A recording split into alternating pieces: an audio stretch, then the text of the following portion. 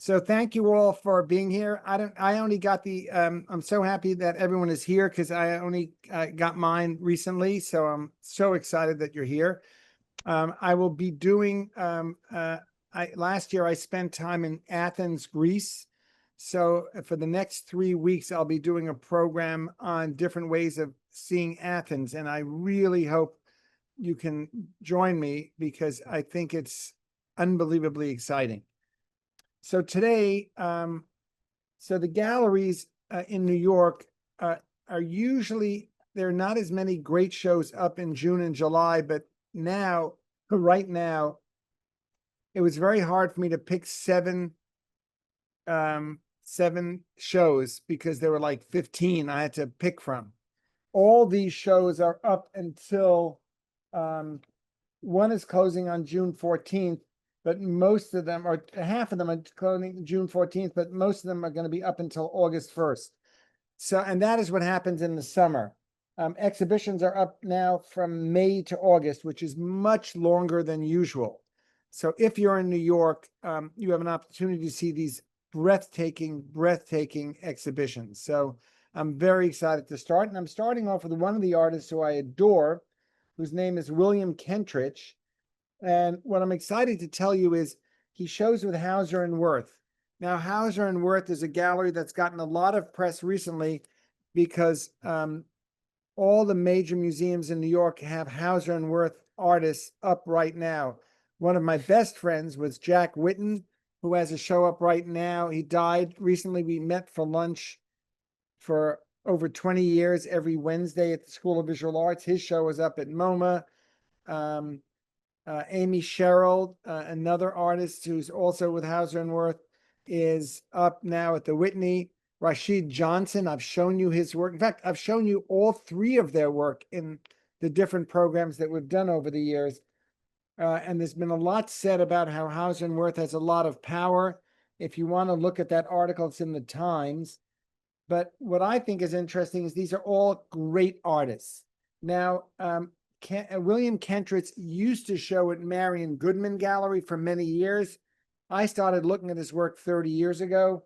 He's gotten better and better, and I will tell you that this show at Hauser and Wirth, they did a spectacular job, and they made new videos for the show. And as much as I love Marion Goodman, which it still exists and now is in Tribeca, Hauser and Wirth does such a great job of letting people who know nothing about the artist learn a lot. The gallery's on in 2 buildings. The show is on in 18th Street. That is mainly used. They have a bar there called the Roth Bar at Hauser and Wirth. They have a very large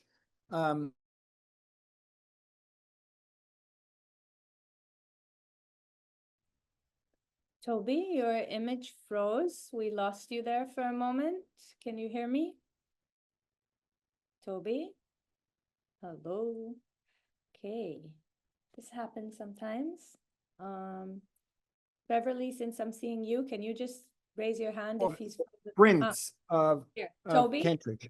Yeah. Toby, we lost you for a minute or two there. Wow, that's so weird. All right. Now am I back? Yes. All right. I'm going to turn off my phone because maybe that is interfering. I just turned it off. Okay. So now we're going to William Kentridge, the first video.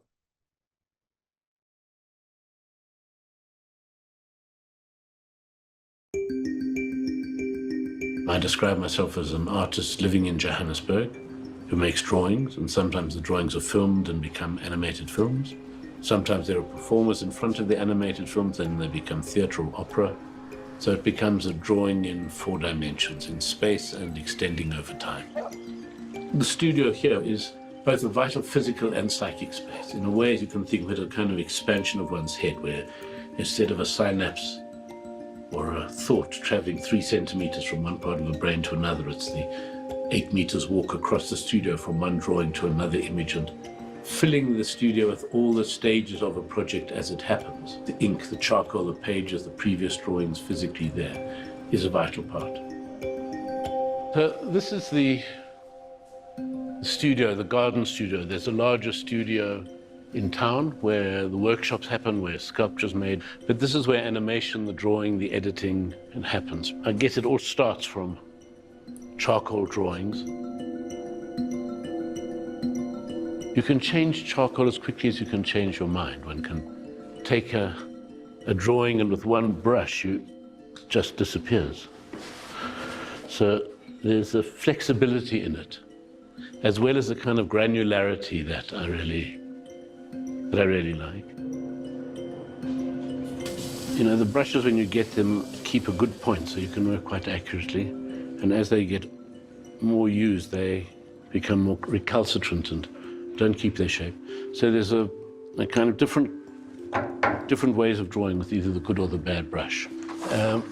Like the charcoal, it's very adjustable. It's adjustable not by rubbing it out, but by sticking other sheets over. And it's kind of got a speed that one can.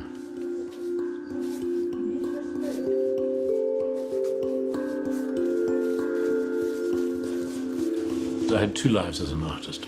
One after university, when I made etchings and taught at an art school and had an exhibition. And then I decided I didn't have the right to be an artist. I had nothing to say. Tried to become an actor, failed at that. Tried to become a filmmaker, failed at that. And discovered, almost in spite of myself, that I was back in the studio making drawings. And that's when, I suppose, a year or so after that, I could finally write on a visa application form, occupation artist.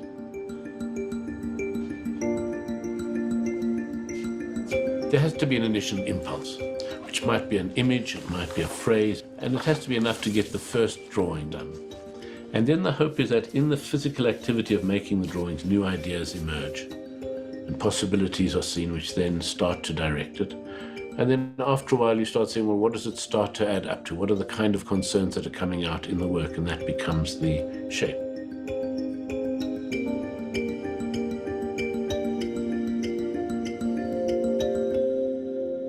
The idea of being an artist is that all the different mediums are open to you in which to explore the world, which is to say, to explore your relationship to the world as an artist. I don't negate my position as an artist. It's both an inside and outside position. It's both an insider as a child of privilege, of being, you know, white, middle-class South African who's had the first 40 years of my life under apartheid and the last 20 years in the period since first democratic elections. So aware of those contradictions. That's the position from which the art has always been made, where sort of a self-awareness is deeply built into the process. I think there's an important polemical and political role in art, in defending the uncertain, in having critique of all forms of certainty, whether it's authoritarian politics or certainty of knowledge, of making ambiguity and contradiction its central lifeblood, showing that these are not just mistakes at the edge of understanding, but the way in which understanding is constructed, of making us aware of constructing meaning rather than receiving information. These are all things that are natural to art, and they all are kind of models of how understanding in the world could be.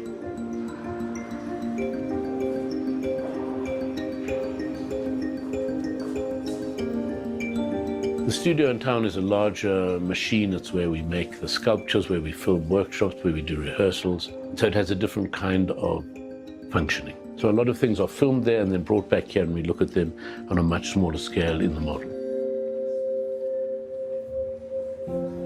It's not that I've chosen to base myself. I've chosen to never leave where I am, where I have been based and where I come from. You know, there were many times when it seemed both possible, sometimes when it seemed a good idea to not be in this madness of the South African political maelstrom. But fundamentally, I've understood that the work and the connection to the people here and to the politics and to the world is fundamental to the work. Even if the work isn't about that, even if it's painting a landscape or drawing a landscape or an ink drawing of a portrait, it's very inflected by what it is to be here, by the city that is an animation in itself. And that's always seemed very valuable to me, and that's why I've stayed here all these years.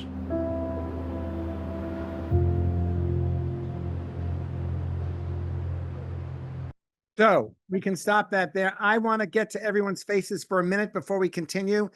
I usually do not show such a long video. I thought this video was brilliant. It was put out by the Tate.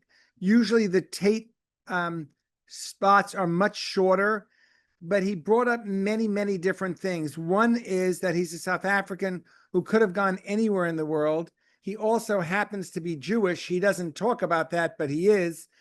And he's very open about the fact that his studio he has two studios, one with many, many people working with him, and one that only has 2 or 3.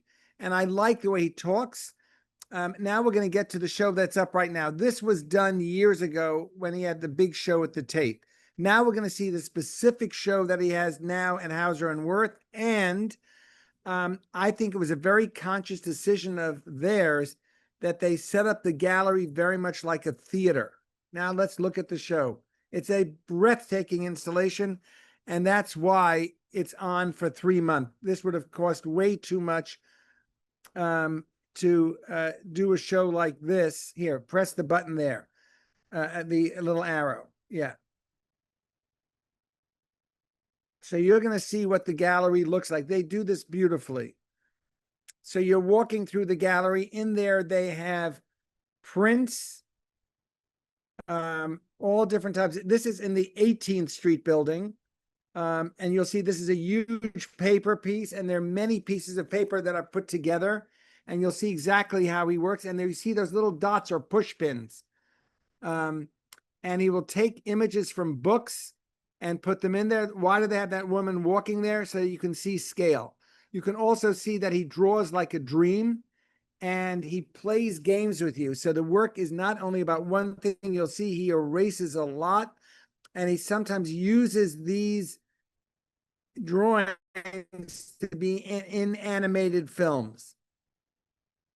But look at those flowers. If you like Albrecht Dürer, it reminded me a lot of the way those flowers look in there. And you'll see these are in the smallest. These are prints. Some of them are photogravures. Some of them are etchings. And you're going to see in the videos, he does videos of himself, and then he talks to himself.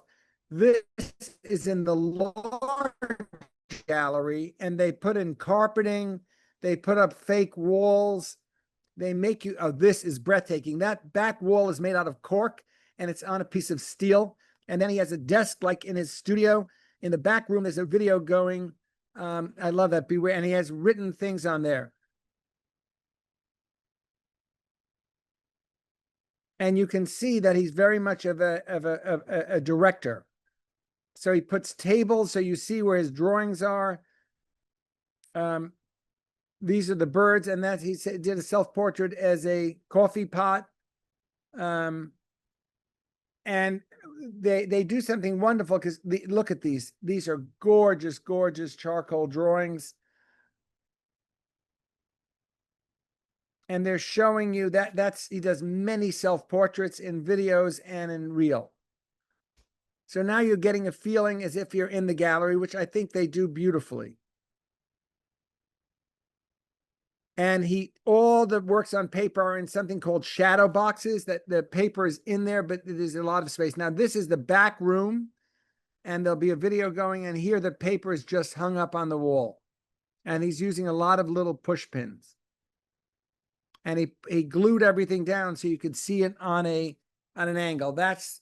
They look like little mice over there, but that's the paper. And that's the video that's going on all the time. It's a great video. We're going to see part of that. But many artists have many, many drawings. That's the coffee pot.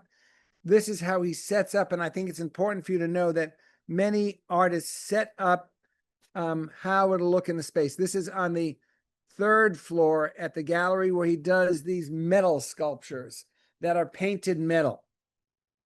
These are painted aluminum. And in the other room, there'll be bronzes. You'll see those in the other room. Now, I don't know any other gallery that does so much for the viewer who's not going to be there in person. And you can see these are very thin pieces of metal. In the back room, which you'll see in a minute, she's walking in there now. In the back room, they're bronzes. So that's bronze next to aluminum. And here are some of the videos upstairs also of his books. And these are the larger bronzes. And then he has a back wall of little bronzes that are part of the videos. I don't know. This is so much of a treat for me because you can actually walk through everything. And if you know that that beautiful goat is very reminiscent of that famous Picasso goat. He definitely alludes to other artists as he's showing you his work. This is a beautiful installation. These are all little bronzes. And yes, does it remind me of Matisse in a way? Yes, it does. So now let's finish that and let's go to the one video of him. There's a very funny video. We'll keep going down. I think I have another video for you. So those are more of the drawings. Those are more. This is very funny. Watch the trailer. We're not going to see the whole thing. Just watch the trailer. It's very funny. This is Stopgap. When I was 3 years old, twice. I wanted to be an elephant. I failed at that. So I was reduced to being an artist. The studio is both a physical place and a metaphoric space. It's a place of making and of making meaning. I prefer the solitary act of drawing. I prefer the companionship of collaborators. One of the hard things to realize is the edge of who one is, of what your imagination can produce. This is the job of the studio, to turn that which is invisible into something visible. So you start thinking you'll do a picture of the whole universe, but you end up with a coffee pot.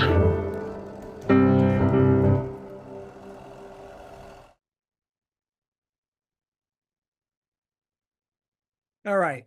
So the longer video is, oh my God, breathtaking. That's in the gallery. But it's too long for us to watch because I think it's like 30 something minutes. And then we'd have the whole time. But if you can try and Google it, I think you might be able to find it. All right, so that's our first show of the day.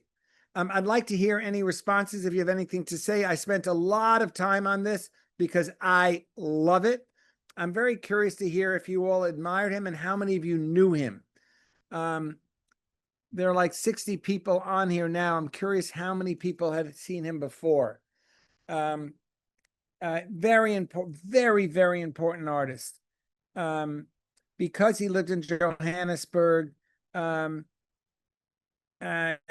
he was not, it was a problem for many years because he was there. But now I think everyone is past. Never heard of him before. Wow. New to me. Wow. I'm so excited. Sherelle, this is why I still teach. Tell Ari, I'm so happy I showed you somebody. I think he's very important and I'm thrilled you're seeing him. Now we're seeing somebody much more famous, hugely creative. Yes, I agree. Now we're going to somebody that is very famous, whose name is Robert Rauschenberg, but I'm showing you a show I also love beyond belief. I studied him when I was in undergraduate school and graduate school. But this is a show of found objects. I think about what shows I put next to what shows. And I really wanted you to understand that Kentridge is now becoming very famous. But Rauschenberg has been famous for many, many years. So let's go look at him. This is a very good Rauschenberg video, and then we'll see the exhibition.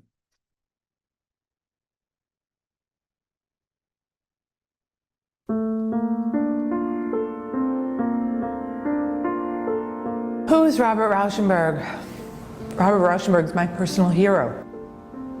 Rauschenberg is one of the most fecund artists of the second half of the 20th century. He married painting and sculpture. When he did so, he invented a word to come up with the thing that he had done, and that word was combine. What is a combine, and why do we use that word with Robert Rauschenberg's work as opposed to, say, assemblage or construction? The word combine has a couple of meanings. On the one hand, it's the combination of painting and sculpture into a third term.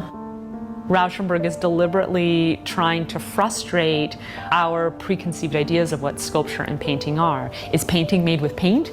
Is sculpture seen in the round? He's really not interested in those questions. On the other hand, Combine is his method. It's literally the combining of all of these different elements. Whether it's paint squeezed directly out of the tube, his shirt, a stuffed chicken, a tire, a stuffed goat, newspaper clippings, photographs of a lover, whole pages of the newspaper, combined into one compositional form. Rauschenberg was really interested in taking things out of the real world and putting them in an artwork. And he wanted to do that because he was interested in the world. He's interested in non sequitur. He's interested in these collisions, the way that these things are going to collide and make sense or not make sense or make a weird kind of sense together. We're made to be aware that we look at works of art from someplace, from within the world. We're not in some kind of outside zone, voyeuristically looking upon a scene, right? That the works of art and our own relationship to them are happening in a kind of shared space. Rauschenberg is often quoted as saying he wanted to work in the gap between art and life. It's not so much that art and life are polar opposites. It's suggesting that they're two poles of a continuum and that the gap is not mere empty space. That's where everything is happening. That's the texture of our lives. It's the things that happen in the background, so to speak, that we're not focused on because we don't think of it as special. Art is something we pay attention to. Life is something that happens on in the background. A lot of people, when they look at a Rauschenberg, they see mostly the life stuff. They see the stuffed goat. And it's hard not to. It's a stuffed goat. But on the face of that stuffed goat is paint. And so I think that tension between those materials that come from everyday life and the materials that come from the sphere of art is the way he's able to get at that space. I'm not so sure there is a gap, or there was a gap for him. I feel like the way he was making art was the way non-artists are also living life, which is to say, we're social, we're human, we're interacting, and that was just his way of doing it. Rauschenberg gave artists an enormous sense of permission. As long as you are committed to seeing your idea through to its logical or illogical conclusion, you get to do whatever you want. That's enormous. Yeah, he's my hero. He's totally my hero. All right, now we're going to see the show. I put them next to each other because Rauschenberg made it very famous in his 20s. He and Jasper Johns shared a studio. They also might have been, they were lovers for a while. He was very close with John Cage and Merce Cunningham. He did a lot of theater with Merce Cunningham. I love these pieces. These are little pieces that he put together. The first one is the one I really am crazy about. It's from a weather vane. You see that on the first one right there, and it's part of that one right there. That is part of an old fan and a part of a weather vane of a wing of a bird. And I think he uses color very subtly here.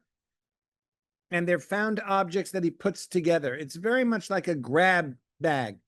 And why do I love this show so much? Because these are not his most famous works. These are made in the 60s. Oh, if you see these in person, they are exquisite. Now, some people will say, well, they look like they're junk. But that's a taste. Now, stop with this one for a minute, because this reminds me a lot of Calder. It's really two bicycle pedals. And then when they move around the color, you see these are all painted pieces of wood, and they're parts of fans. And he takes them apart and makes them into some sort of, it looks like it could be a moth, it could be a butterfly, It could be a bug. It could be so many different things. And he says everything is art. I love that video. That's why I picked that video. By the way, one of the things I spend a lot of time doing is picking the right video for the class. I try and keep it under 4 minutes, but I think it's more interesting for you to see a whole video than just hear me talk.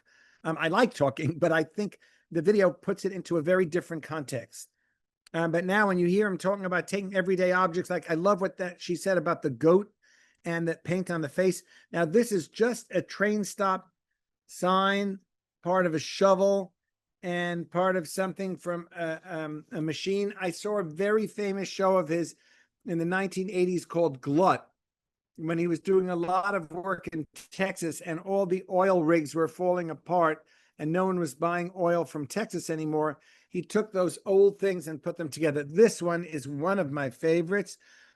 He takes pieces of flowers. You see that flower on the top it's painted cast aluminum and a desert rose. And it's the juxtapositioning. Now, you'll say to me, if this wasn't Rauschenberg, would I care as much? I probably wouldn't, but it is Rauschenberg. And when you see them all together, you understand the way his mind is working. And that is really what's exciting to me. Not every artist is the same. Kentridge can draw. I love this one too. Kentridge draws like a dream. I don't think Rauschenberg's strength is his drawing. It's not bad, but either is Cézanne's. So you see, he puts together a hose. He puts together all different things, and it makes you think. This reminds me so much of Marcel Duchamp, the famous chair of Marcel Duchamp. And do I think he did it on purpose? Yes. It's an old chair and an old tennis racket on a metal box. So very many artists are doing shout outs to other artists. That is a broken inside of an air conditioning unit together with a radiator. This is also quite beautiful. This is one of those metal cans that were used to, you see all the holes in there? It's used to have a fire, and that's how the oxygen gets out. And there's another beautiful piece of a fence that is roses on the side sitting on top of it. Again, you do not have to like every show. The next show I think you'll like, again, a lot more, but I just want to show you the diversity.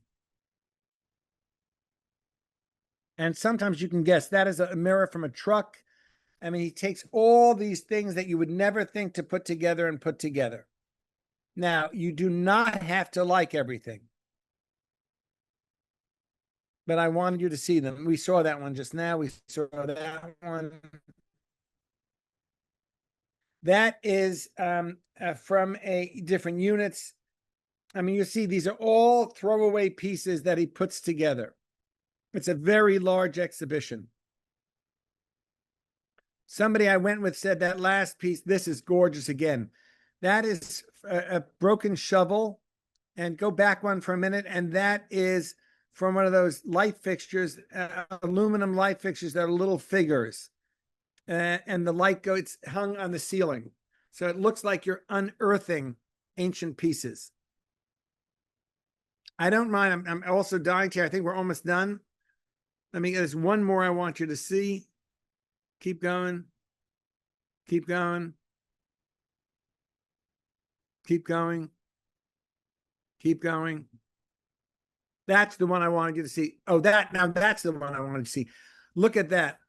Go back. That is so beautiful. The way it looks like it's a little flower coming out of a brick. I think he's very interesting and very imaginative. And the show has gotten a ton of attention. All right, let's go to the next show. I just would love to hear for a minute, Sherelle, if anyone puts anything, I want to hear, what did you guys think of it?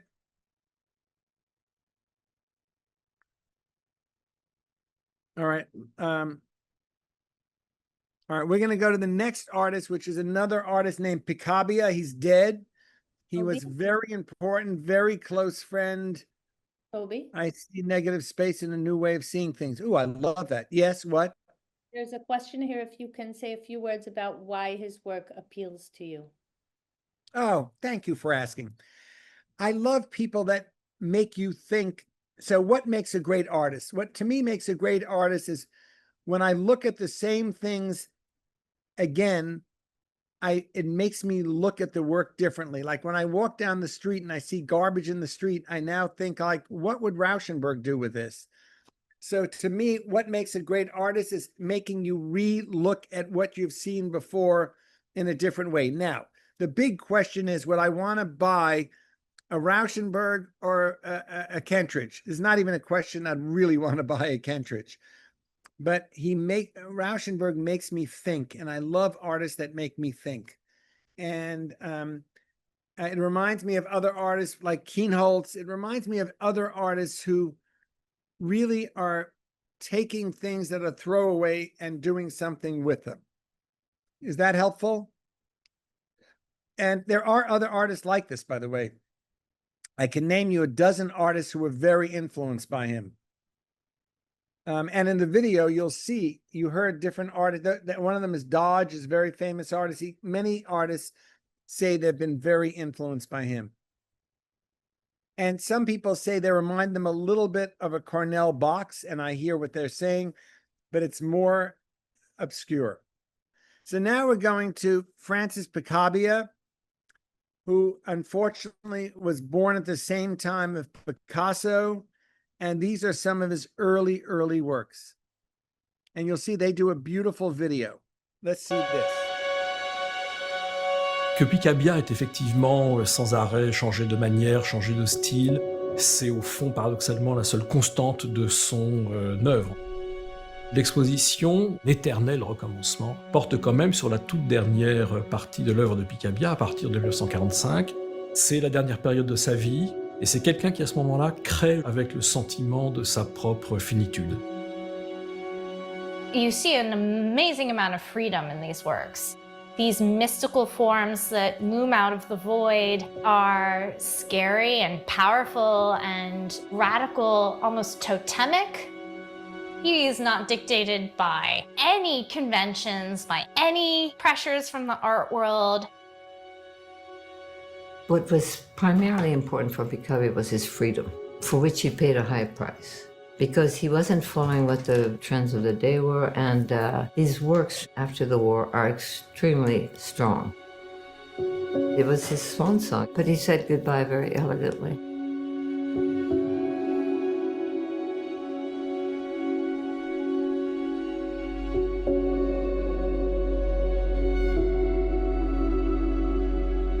Jeune Picabia expose pour la première fois des tableaux d'obédience impressionnistes dans les salons de la fin du 19e, du début du 20e siècle.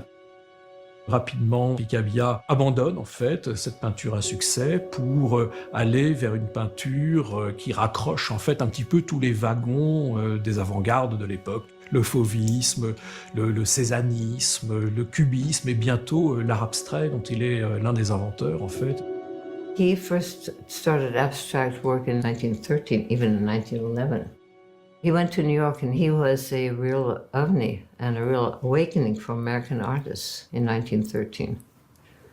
And, you know, he was definitely avant-garde. He became the leading Dadaist along with Marcel Duchamp. His Dada period was enormously groundbreaking, and it changed the course of 20th century art history. À partir de ce moment Dada, la vie et l'œuvre de Picabia n'est qu'une succession de ruptures. En effet, Dada fonde en quelque sorte le modèle de la rupture. Nous sommes ici dans l'appartement occupé par Picabia et Olga, sa femme, à partir de 1945, à partir du moment où ils remontent de la côte méditerranéenne, où ils ont passé toute la période de la guerre, et puis voilà, 1944, la libération de Paris.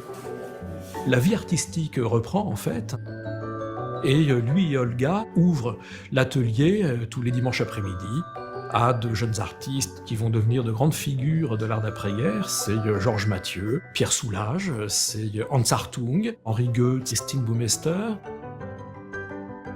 Artists that not only he knew personally, but whose art he was intimately connected with. You see the change in Picabia's approach to the handling of paint, the real materiality, the impasto, the thick application of paint. You have to see them in the context of what was going on literally on his doorstep. 1 block away, Jean Dubuffet had his first Art Brut exhibition in 1946. Tous ces artistes, ensemble, tentent de réinventer des voies vers une autre forme de peinture, une espèce de troisième voie entre l'abstraction et le surréalisme, qui disent malgré tout des choses importantes, notamment de la condition humaine. C'est ce que Michel Tapier appelle l'art autre, c'est-à-dire toute une peinture qui regarde du côté des origines de l'art.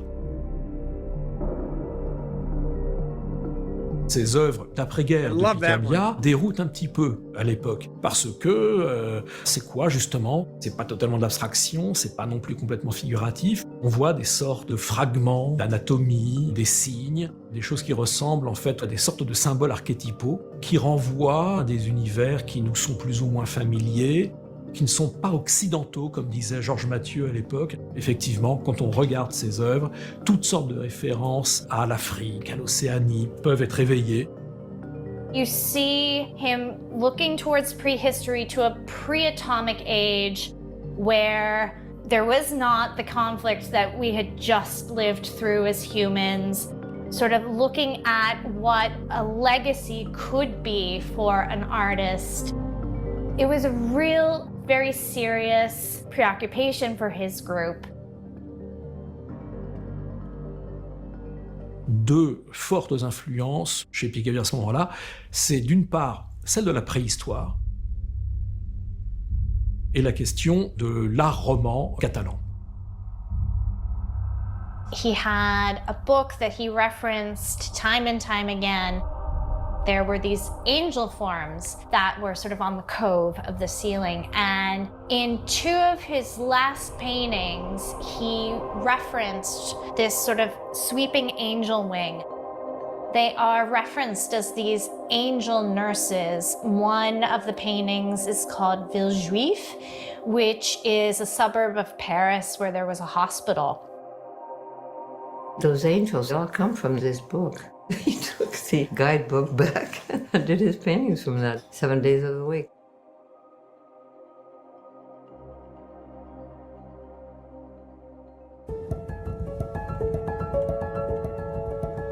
En 1949, Picabia organise toute une exposition simplement intitulée Point, qui nous montre des tableaux peints d'une seule couleur uniforme et simplement ponctués de petits ronds.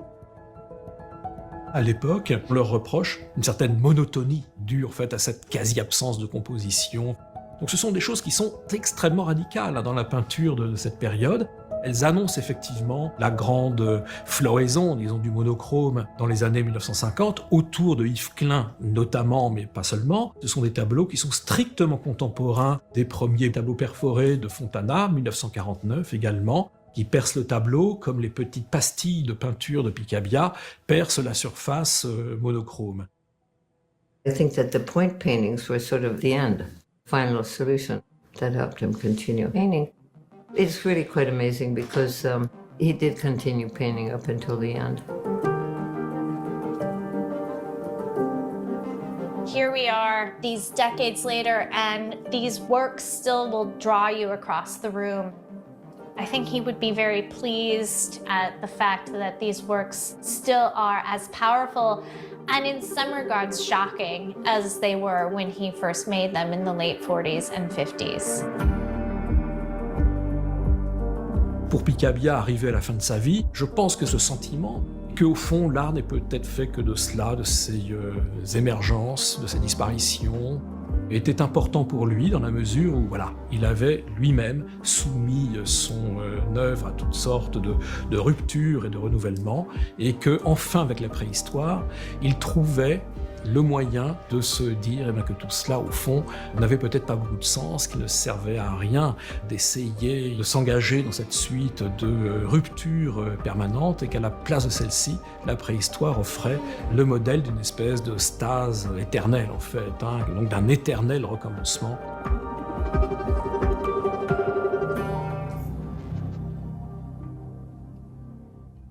Okay, so this is the exhibition that's on right now at Hauser and Wirth. And I have to say, they did something brilliant. It's there for 3 months. And it is a beautiful show. Now, I don't know if you found this interesting, but I did.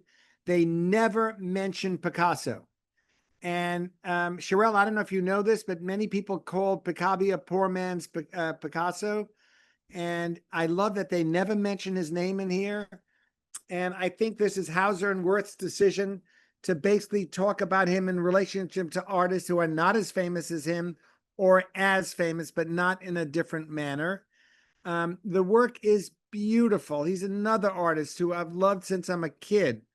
I learned about him through my teachers. And what I loved about him most is that his work constantly changed, but his texture and the way he thought about paint and the way he thought about artistry was twofold.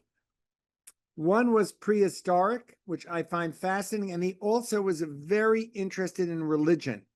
It's not obvious, but when you see those beautiful pictures that look like they could be nuns or they could be Mary or they could be, he alludes to two different things. What I find most interesting in life is when an artist gets rediscovered, which is being rediscovered right now. And one of the reasons is there's a guy who had a gallery who now just started working with Hauser and Wirth. And I think that is one of the reasons that, oh, your friend, my friend, oh, I love this, Edith Ray Brown, my friend, Beatrice Wood was a friend of Picabia and knows Beatrice night more than thing. That's wow. And anyway, I think he was a fascinating artist, fascinating artist. I feel very lucky to have the show to show you, and I can't believe it's up for 3 months. How many of these are for sale? So the Rauschenbergs, the Rauschenberg Foundation controls, that's such a good question. Oh, I love these questions. I'm so happy I learned how to look at the questions online. So when you have something like that, it's very often a conversation between the foundation and the gallery. And I'm positive that some of these Picabias are for sale, but I don't know which ones. That is not my strength. I don't know. I'm not a business art person. I'm a art historian. You know, I'm more interested in the history of it.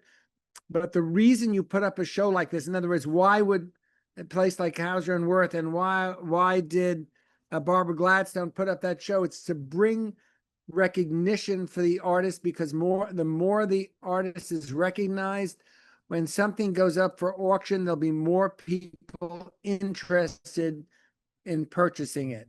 The most important thing I can tell you that any artist wants, including this artist, and I'm sure Sherelle would say the same thing because we're both living artists, you want your work seen. So I'm doing an exhibition now next year in November, the biggest show of my career. It's going to be a survey of certain types of my work for over 45 years of my work. There'll be over 60 works in the show, and it's going to go through paintings, sculptures, ceremonial objects. You want people to see what you can do.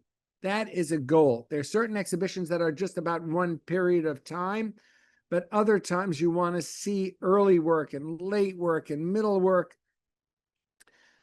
So a show that's up for 3 months at a place like Hauser and Wirth is more like a museum show than a gallery show. So galleries are there basically to sell work, but they might only have 2 or 3 pieces for sale, but they want to put it in context, because if you only saw 3 of these works, it wouldn't have the same impact on you. I'd love to see where will your show? My show will be at the Boca Museum of Fine Arts, November 2026. But you should all know this. We have a little model of the spaces that I'm in. We already are working on it for 3 months. When you do a big show at a museum, it takes usually a year or two to organize it. Let's go to anyone have any questions on him other than that? Also, if you visit a gallery and if you are knowledgeable, you might explore the other artists represent. That is true. Thank you, Jeff. You are totally correct. It's guilt by association. A fascinating thing is, I don't know if you know this, Calder's grandson is very involved. He's in charge of the foundation, and he's very strict. And if something doesn't reach the right price at auction, he buys it back. And I think that's very interesting as well. All right, let's go to the next. I hope you're having fun today. I loved preparing. It's very different.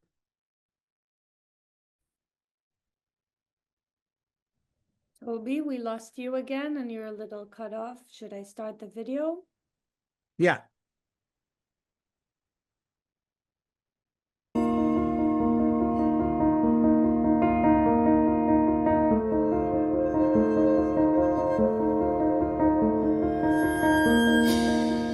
Leiko Ikamura ist in Japan geboren, lebt aber schon lange in Europa. Sie hat in Spanien studiert und ist dann in den 90er Jahren nach Deutschland gekommen. Das hat ihr einen Abstand gegeben, auch mit einer großen Freiheit, Traditionen im Westen und Osten miteinander There's no video in English. I'm sorry about this. I hope it's okay. Wir sind im ehemaligen Wohn- und Atelierhaus des Bildhauers Georg Kolbe. Und für uns war es wirklich sehr schön, mit einer Künstlerin auch aus Berlin zu arbeiten, die ebenfalls ein ganz besonderes Wohn- und Atelierhaus hat. Im Herzen der Stadt in Kreuzberg arbeitet Leiko Ikamura eben in sehr besonderen Räumen für sie. Es war so, dass ich saß dann hier im Garten und dann sah ich diese Umgebung. Ich habe dann sofort so einen Bezug empfunden, vor allem wegen der Proportion. Proportion zu Menschen, zu Proportion auch räumliche Aufteilungen. Und diese sprach mich sofort an. Wenn man sich die Skulpturen von Leiko Ikamura anschaut, die sind häufig Hybride aus manchmal menschenartig, aber auch Tieren oder auch Pflanzen, die ganz originell zusammengeführt werden. Das sind wirklich wahre Fabelwesen, wo man wirklich eine Lust am Fantasieren entdecken kann, wie sie verschiedene Quellen zusammenführt und darin eine ganz eigenständige Sprache auch entwickelt. Diese Verwandlungsfähigkeiten, die ich glaube, das ist in meiner Arbeit drin wäre, ist eine andere Art als dann Bildhauer. Die gehen von Formen aus. Und in meinem Fall geht es nicht darum. Es ist eine sehr, sehr flüssige, transformierende Elemente. Und es gibt dann nicht die Form, sondern die verändern sich ständig. Der Bildhauereibegriff von Leiko Ikamura ist, ich würde sagen, ein entgrenzter Begriff der Bildhauerei. Es ist nichts, was nur im Raum stattfinden kann. Sie geht wirklich auch über in unterschiedlichste Medien nach diesem ersten Schaffensprozess durch die Bildhauerei.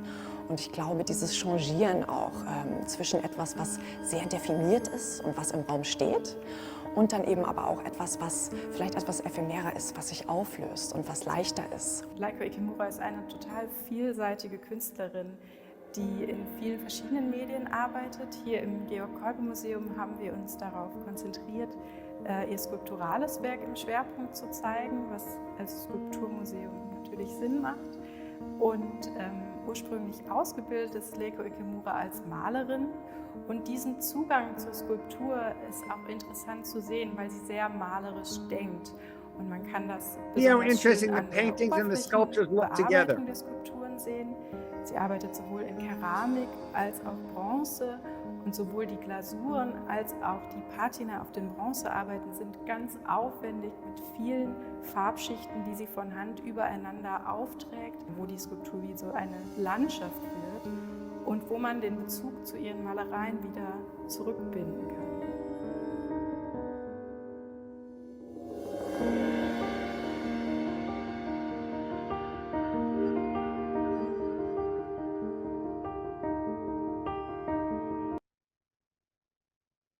So the reason I wanted to show you this show is I find her work riveting. I only learned about her 5 years ago. One of my friends showed me the work because they said, I know you like people that are painters, ceramicists, and sculptors, and they were right. That is why I put her in here, because I think she's nothing like Kentridge, don't get me wrong, but I wanted you to think about somebody who uses different mediums and makes the work really sing. I also find it fascinating. Look at these people. They're beautiful. God, it's a little blurry. I wonder why. Can you see it in here clearly? The writing isn't so easy to see. Works on view. You can see, Sherelle, is that a way to make that cleaner? Or as works on view? Oh, there, I can see it better now. There it is. Thank you. So Listen is doing this, and you'll see many of them have, it says, if you're interested in looking at the price, you would call them up. Not all galleries do this, but if you look at these beautiful paintings, they relate very much to the sculpture. Look at the surface, and again, look at the mixed media in there. Let's just look at each one of them. I love these. And you see where it says inquire? So in other words, if you're in, and that's like a little girl with a teddy bear, she plays very bizarre games. And they're little, they're not big.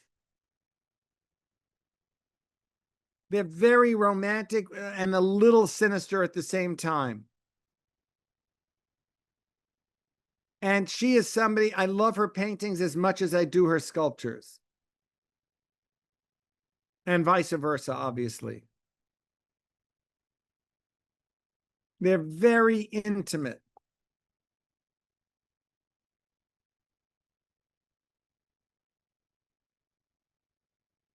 So you see the way they did the paintings first, and then they go to the sculptures. The sculptures look very eerie. I love that head all the way to the right. That reminds me so much of Brancusi's head. And next week, when I start showing you artists who were influenced by Cycladic art, I think she was influenced by Cycladic art as well. When you see the way she uses sculpture.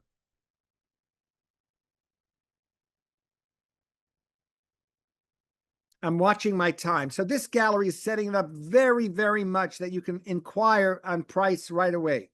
Most galleries don't do this.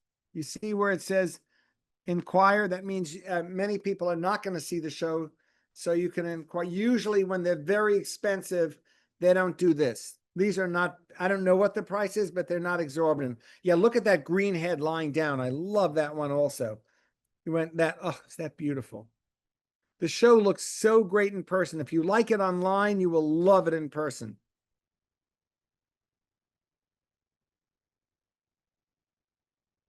I know we have many more shows, so we have to keep moving, even though I'd love to spend more time, but I think that's the last one of these. Are there any more after that? Sculptures or not? Yeah, I think that's the last one. That's a video again of the room. You know what? Can you, Sherelle, can you show that for a minute? Keep going down. Keep going down. There, right there. Just do it for a minute. Don't do the whole thing. I think it's 2.5 minutes. Just do a minute. When you see the space now, you'll see how it's set up. And then you'll see the scale.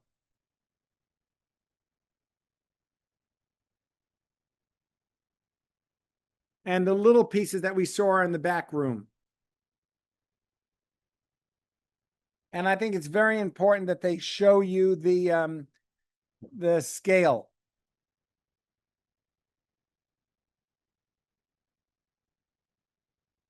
I just love these.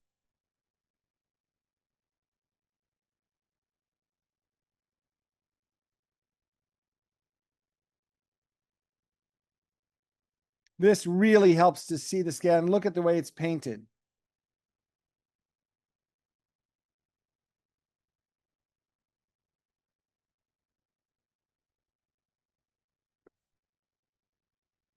All right, so now you see in the front room are littler ones. All right, let's go to the next one. Next show.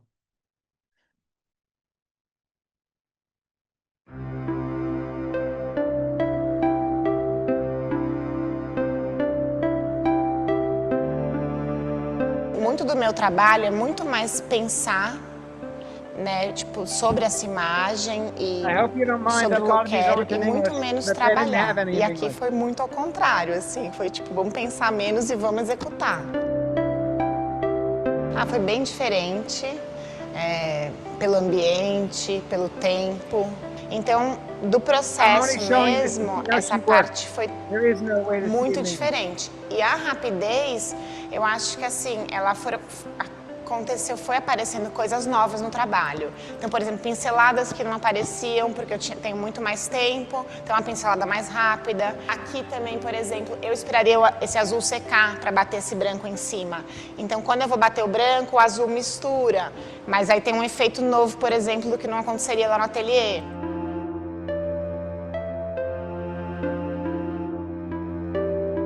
Isso aqui, ele realmente é uma imagem que eu penso muito sobre ela e que eu vou construir a partir de um monte de lembranças ou a partir de um monte de imagens que eu vou pesquisar. Esse lugar, me atrai muito porque eu acho que é um lugar um pouco, não é o lugar do belo, mas é o lugar do sublime. Uma tempestade de raio.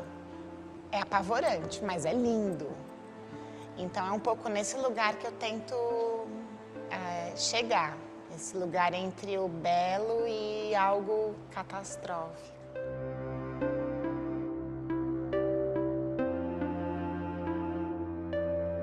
When you look at this, you can think of Kentridge. You see the way she's painting everything. Isso tudo também caiu em mim assim depois que eu fui mãe. Eu acho que Abril me deu muito mais coragem, me deu muito mais maturidade também de assumir erros, mas de assumir o que eu quero, de assumir o que eu gosto, de assumir o meu lugar. We can stop it here because I wanted you to just see the way she paints. I want to say something very, very important to you, and that is you now know that America is not the center of the art world anymore. Because there are many artists, especially today, we're seeing quite a few Brazilians, and English is not the only language, and people are not, there are great, some of these artists have I looked for English videos on them and there weren't any. But I wanted you to see the way she paints. There's nothing I didn't love today. Look at the surfaces on these, and you can see that, number one, she does all her own painting, and they're very layered. So we can go to look at any individual one. If you press on that, look at that surface. It's absolutely gorgeous. And do I think it reminds me a little bit of Chagall in that sense? Yes, it has a little of that mysterious feel to it, but the surfaces are very layered. And that's why I showed you the video, even though it was not in English. I wanted you to see how she works. In other words, she paints in, she whites it out, paints it again, whites it out, very much the way Kentridge. That's why I started with Kentridge today. He goes back and forth over and over again. So you'll see some colors are covered up and some that keep on going.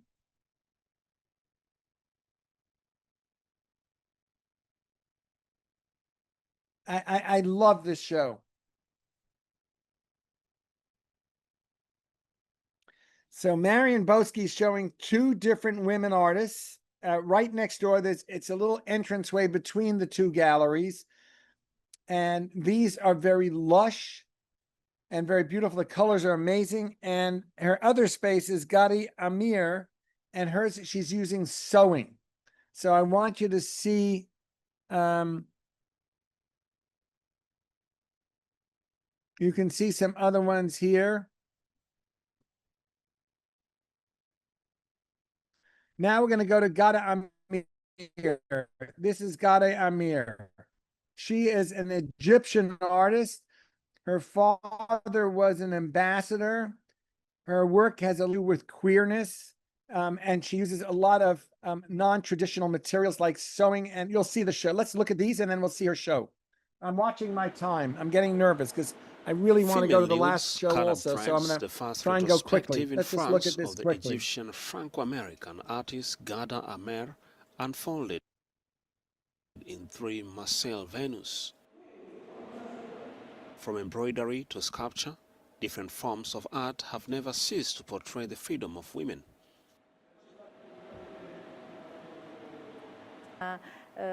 My topic is women in general. When I represent women, they are Western women. And I do want them to be Western women because I want to use the Western canon, that is to say, the white, almost blonde woman, to talk about women in general. Because I think that if I had used a woman who was either Asian, African or Arab, people would have thought that only those women are faced with this problem. Whereas the problem is that of all women around the world. Ghada Amer wanted to create a contrast between the embroidery and women represented in other postures. This later made her change the model by painting with thread and needles. The first obstacle was not having access to painting courses in France. That's why I chose to do embroidery. I don't particularly like embroidery. People think I love doing it, or that it's something I used to do when I was little. No, I mean, I've seen a lot of women do embroidery. Actually, not embroidering, but sewing. And so I took this activity as a kind of, okay, if they don't let me paint, embroidering might be our destiny. I'm going to get into art using this tool. Her work is all about painting, and further uses sexuality as a medium by painting with thread and needles.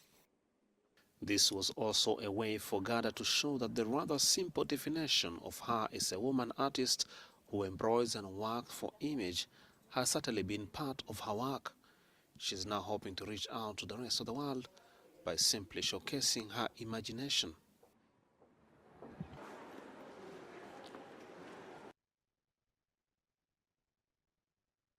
Okay, now we'll look at her show very, very quickly because it's a beautiful show.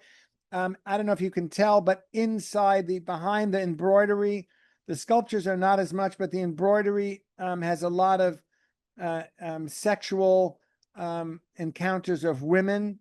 When you get up close, you'll see it's all about women and sex.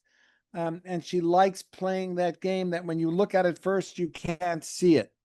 So in the beginning, it looks like pure abstraction, but then inside the abstraction, you'll see that like even that looks like it's purely abstract, but in there are images of women making love to each other.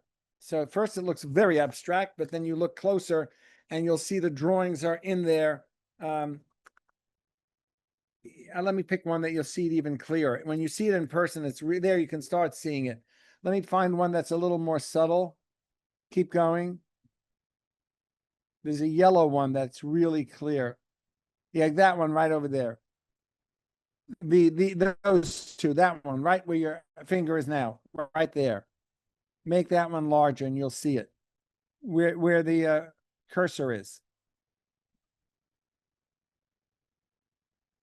Well, you'll have to trust me. They're in there. You can see it, and I can see it well because I know it's a woman lying back and another woman on top of her. But she does that quite often, so she lulls you into a sense of it's pure abstract, but then there's something else going on.